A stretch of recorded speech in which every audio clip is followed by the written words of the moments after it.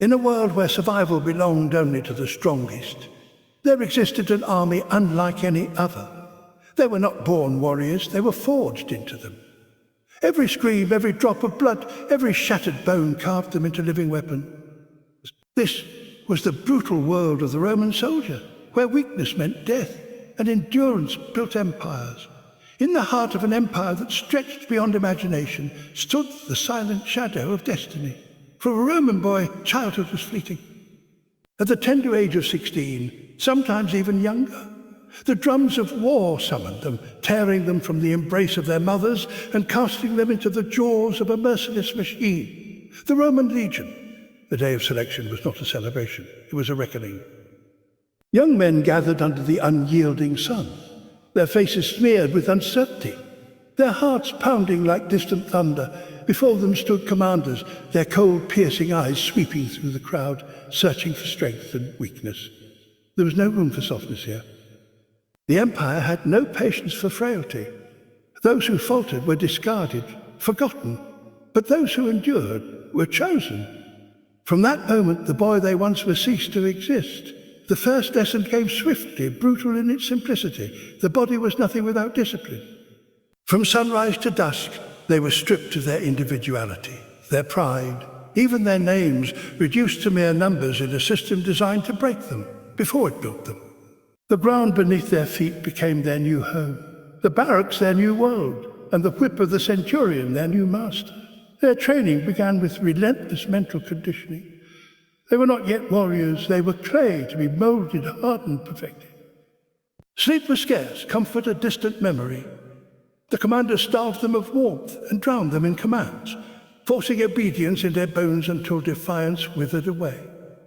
To serve Rome, the instructors roared, is to sacrifice the self. Every command had purpose, every punishment meaning. Every drop of sweat was currency paid towards survival. And then came the initiation of pain. The young recruits were handed wooden swords, but these were no toys. They were twice as heavy as real blades, designed to shatter wrists, burn muscles, and force the body beyond its natural limits. Their shields, thick and cumbersome, weighed like slabs of stone. Every swing, every thrust, every block tested their endurance to its breaking point. Some collapsed under the strain, some vomited, cried, begged for mercy. But mercy did not exist here. Those who fell were trampled by time, forgotten as failures. The Legion had no place for weakness. The Empire could not afford it. And yet, within the screams and suffering, something remarkable began to happen. The timid boy who trembled on his first day started to change. Calluses formed on hands once soft and fragile. Shoulders grew broader, breath steadier, the fear in his eyes slowly replaced by fire. Pain, the Centurions whispered, is not your enemy, it is your teacher. Here, in the dirt, beneath the unforgiving sun, ordinary men were reborn into instruments of war. Their bodies became machines, their minds sharpened into unbreakable steel. This was the Roman way, to destroy in order to create. By the time the first month ended, those who remained were unrecognizable. No longer sons, no longer farmers, no longer mere mortals. They had been stripped of who they were and reforged into what Rome demanded them to be, a cog in an unstoppable force, a soldier of the empire. For in this crucible of sweat, fear, and blood, the Roman soldier was born, not by chance, not by choice, but by the ruthless will of an empire that demanded perfection and punished failure with oblivion. Beneath the blazing Mediterranean sun, where shadows stretched long and the air hung heavy with dust, the training ground became a battlefield long before a soldier ever faced his first enemy. For the recruits who survived the first trials, the torment had only just begun. The Roman commanders believed that pain was preparation, that exhaustion was the only road to endurance. Every day they demanded the impossible, forcing men to push their bodies beyond the fragile limits of flesh and bone. There were no soft starts, no gradual climbs. From the very first moment, the young recruits were thrust into a storm of brutal physical trials that stripped away weakness and carved warriors from stone. The weapons of burden, the first shock came with the weapons themselves. The recruits were handed swords and shields. But these were no ordinary tools of war. The wooden swords they trained with were deliberately twice as heavy as real steel gladii. Their shields, too, weighed far more than the ones carried into battle. Even their armour, thick and cumbersome, was designed to crush a man's stamina before it his strength. Every strike, every parry, every defensive manoeuvre sent fire coursing through their arms and shoulders. Wooden blades splintered, wrists bled, blisters tore open beneath callous palms. But there was no release, no pause to breathe, no mercy in their torment. If you cannot wield the weight of training, the Centurions roared, you will not survive the weight of war, the drill of endurance. But it wasn't just the weapons. Their bodies became weapons too, trained through endless, merciless repetition. Day after day they marched in formation, under the blazing sun and into the cold nights, carrying 40 kilograms of gear strapped to their backs. Miles turned into dozens, dozens into hundreds. Each step shattered muscles and drained lungs, but quitting was not an option. Commanders demanded silence. No groans, no complaints. Pain was not to be voiced. It was to be endured, and still the demands grew heavier. They learned to run in full armor, to crawl through dirt and stone, to fight hand to hand until their bodies trembled on the edge of collapse. Those who faltered were berated, beaten, or humiliated before their peers. The Legion tolerated nothing less than perfection. The ordeal of the body and mind, it wasn't just about strength. It was about breaking the mind and rebuilding it in Rome's image. Some men collapsed under the relentless pressure, their bodies unable to withstand the strain. Some broke mentally, consumed by despair, begging to be released. But the commanders had one answer for weakness: punishment. They would be forced to repeat drills until their muscles screamed for mercy. Food would be withheld, sleep stripped away. The soldiers learned quickly the battlefield was not kind, and neither was Rome. Through agony they discovered endurance. Through exhaustion they uncovered strength. Through suffering they became something far greater than they had ever imagined. Forged in weight, tempered in war, after months of this torment, their bodies became unrecognizable. They moved with precision, every motion calculated, every muscle conditioned to respond without hesitation. These were no longer boys from distant villages or farmers pulled from their fields. These were machines of war, engineered to endure what ordinary men could not. The weight that once crushed them now empowered them. The weapons that once broke their arms now obeyed their command. The marches that once shredded their legs became effortless strides. This was the genius of Rome, the whispers of history seemed to echo, to take ordinary flesh and forge it into iron. And when the day came that they stepped onto the battlefield for the first time, their bodies carried not just the weight of their swords, shields, and armor. They carried the weight of an empire. In the heart of Rome's brutal machine, there was no forgiveness, only perfection.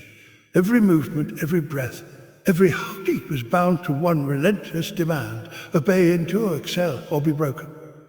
For the young recruits who had survived the first weeks of relentless drills and punishing marches, there was one grim truth: their suffering had only just begun.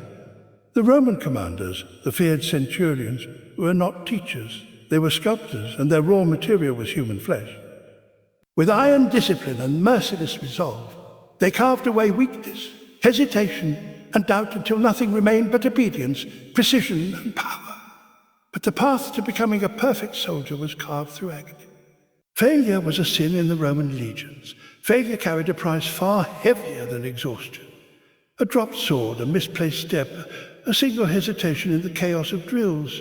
Each was punished swiftly and without mercy. A soldier who failed to follow commands could expect public humiliation, forced to kneel before his brothers as his pride was stripped away. For greater offences, the lash awaited, a whip tearing into the back until the lesson was carved deep into flesh and memory alike. In battle, a mistake cost lives, the Centurions roared. Better your blood spills here than on Rome's soil. There were no excuses. There was no forgiveness. A legionnaire either learned or perished. The discipline of fear was a weapon Rome wielded with mastery. Not the fear of death, but the fear of disgrace. To falter before your brothers, to show weakness, was to invite shame that cut deeper than any blade. Every soldier understood the legion was bigger than the individual. Your failure was not your own. It endangered everyone beside you. To break this truth into their bones, commanders devised brutal punishments, soldiers forced to stand in formation for hours under the scorching sun, shields raised until arms trembled violently. Endless repetition of failed drills, hundreds of thrusts, blocks and formations until muscle memory became instinct. Starvation punishments where recruits who performed poorly were given scraps while their brothers feasted, driving home the price of failure. And yet the most feared punishment of all was decimation. In rare, extreme cases, if a unit disgraced Rome, 1 in every 10 men was executed by his own comrades, a reminder that weakness was not an individual burden, a collective betrayal. Obedience without thought, the Centurions demanded something more than strength. They demanded absolute control over body, mind and soul. In battle, hesitation was death. Soldier had to respond before thought existed. To achieve this, drills were repeated until the human mind surrendered, replaced by instinct so sharp it bordered on unnatural. Stand, advance, strike, shield up, form the testudo. Movements became orchestra of destruction, synchronized by pain, discipline and relentless conditioning. A Roman soldier did not think in the heat of battle. He executed. Perfection forged in suffering days bled into weeks, weeks into months. The recruits who endured found themselves transformed, their bodies scarred, their minds sharpened, their wills hardened into steel. They no longer feared punishment because failure had been burned from them. Pain was no longer their enemy. It was their companion, their teacher, their proof of transformation. Where once they trembled at the lash, now they stood unshaken beneath the Centurion's gaze. Where once they staggered beneath their shields, now they carried them with ease. Perfection, the commanders whispered, is not given. It is earned in blood. By the time they were ready, they no longer resembled the frightened boys who had stepped onto the training ground. They were weapons now, forged in fire, hardened by fear, perfected by pain. Beneath the endless Roman sky, where the sun scorched the earth by day and the cold bit into flesh by night, survival became a test, and the price of failure was death. For the recruits who had endured the lashes, the drills, and the relentless discipline, a harsher reality awaited them. The training ground was unforgiving, but beyond it lay the crucible of endurance, a realm where flesh, bone, and will were ground down until only the indestructible remained. This was not training anymore. This was war before the war. The forced marches of madness, the Centurions led their recruits on what seemed like endless marches, 20 to 30 miles a day under the unrelenting heat, their backs bent beneath the crushing weight of 40 kilograms of gear. The load was no accident. It was designed to break them. Shields, swords, armor, rations, and tools. Each item a burden Rome demanded they master. Their boots tore into their feet, blisters bursting and bleeding, yet no one was permitted to stop. The enemy will not wait for the tired, the Centurions growled, and neither will Rome. At times the marches stretched deep into the night. Exhaustion gnawed at their bones, hunger twisted their stomachs, and every muscle screamed for relief, but relief never came. Those who collapsed were dragged forward by their comrades or left behind to face humiliation, or worse, dismissal. Rome did not mourn the weak. The empire purged them. The trial of hunger and thirst rations were deliberately scarce. Water was rationed drop by drop, forcing soldiers to learn how to endure thirst beneath the blazing sun. Some days recruits trained for hours without food, their empty stomachs churning while they swung wooden swords heavier than iron. The hunger was intentional, a weapon as sharp as any blade. Rome taught its soldiers to fight not because they were comfortable, but despite their suffering. The battlefield will starve you, the commanders warned. Better to taste hunger now than to be consumed by it later. Sleep was a luxury, even the nights brought no mercy. While their bodies begged for rest, recruits were often kept awake for drills, patrols, or sudden ambush exercises meant to simulate the chaos of war. One moment they were lying in silence beneath the stars, and the next they were yanked from the ground by a roar of horns, ordered to form ranks and fight an enemy in the darkness. This constant disruption forged a brutal lesson. A Roman soldier could never afford the comfort of exhaustion. Whether starving, sleepless, or bleeding, he had to stand, fight, and win. The separation of the weak and the strong. By the end of these ordeals, the ranks thinned. Some men simply could not endure. Their bodies broke beneath the weight. Their minds cracked under endless deprivation. Some deserted. Some collapsed and never rose again. But those who survived emerged, transformed. Their blisters became calluses. Their lungs grew deeper, their legs unyielding. They no longer feared thirst or hunger, nor the weight of armor or the sting of exhaustion. They had learned to move past pain, past fear, into a realm where the impossible became instinct. Rome wanted soldiers who did not break, and these trials separated warriors from victims. The edge of invincibility. By the time this phase of training ended, those who endured no longer questioned commands. They no longer hesitated beneath the weight of their gear. They no longer complained of hunger, thirst, or sleeplessness. They had become something else entirely. Men who could march for days, fight for hours, and kill without pause. For those who survived the ordeal, history whispers, the impossible became routine, and the ordinary became unthinkable. In the silence of the Roman night, beneath the cold stars, these recruits no longer dreamed of home. They had been remade, reforged. They were no longer farmers, sons, or villagers. They were soldiers of the Empire, and the Empire had no room for the weak. From the dust of the training grounds, from sweat, blood, and unyielding will, an army was born. An army unlike any the world had ever seen, forged not by chance, but by design. This was no collection of men. This was the Roman Legion, the living weapon of an empire destined to rule. For months, recruits endured agony that would have broken ordinary men. They had faced the lash, the hunger, the sleepless nights, the endless marches, and survived. But survival alone was not enough. Rome demanded greatness. The birth of the machine, the legions were not trained to fight as individuals. They were engineered to function as one body, one mind, one unstoppable force. Recruits drilled until their movements were synchronized like clockwork. 1,000 men breathing, marching, and striking as though they shared the same heartbeat. When the command was given, shields rose in unison. When the order to advance came, the earth itself trembled beneath their boots. This was the essence of Roman genius, discipline above chaos. When other armies crumbled in the confusion of battle, the Roman soldier thrived. Every maneuver had been rehearsed to exhaustion. Every strike perfected until hesitation ceased to exist. And when they faced the enemy, they did so not as men, but as a living wall of iron. Weapons of flesh and steel, the soldiers' bodies, once fragile, had been transformed into tools of endurance and destruction. Their muscles carried the weight of shields like doors and swords like hammers without faltering. Their armor, once oppressive, suffocating, now felt like a second skin, a layer of invincibility forged through countless drills. These were no longer boys from villages. They were predators, honed and sharpened until their instincts surpassed fear. Their lungs could burn, their legs could bleed, but they would keep marching, keep killing for Rome, they whispered beneath their breath, and for victory. Unity through brotherhood, but the legion's true strength was not just forged in muscle or steel, it was forged in loyalty.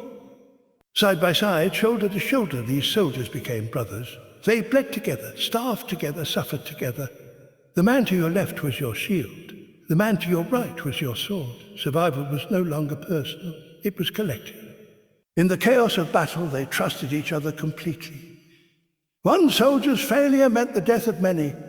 One soldier's courage meant the survival of all. This unbreakable bond transformed fear into ferocity. No army in the ancient world matched this unity. No enemy could shatter this wall of brotherhood. The deadliest force on earth. When the recruits finally stood on the battlefield, facing the unknown, they were no longer the same men who had arrived trembling and untested. They had been reborn. The Roman legion became a weapon so terrifying, so precise, that entire kingdoms fell before it. They marched across continents, their banners casting shadows over Europe, Africa, and Asia. Rivers became borders, mountains became gates, nations became provinces under the iron will of Rome. Where the eagle of Rome soared, the world whispered, civilizations trembled. Their enemies feared their discipline more than their swords. And they had reason to, for when the legion advanced, the earth shook beneath their boots, and history itself bent beneath their banners. The legacy of fire and steel, the brutal training, the hunger, the fear, the pain, was never cruelty for its own sake. It was the forging of perfection. Rome understood a timeless truth. Empires are not built by the weak.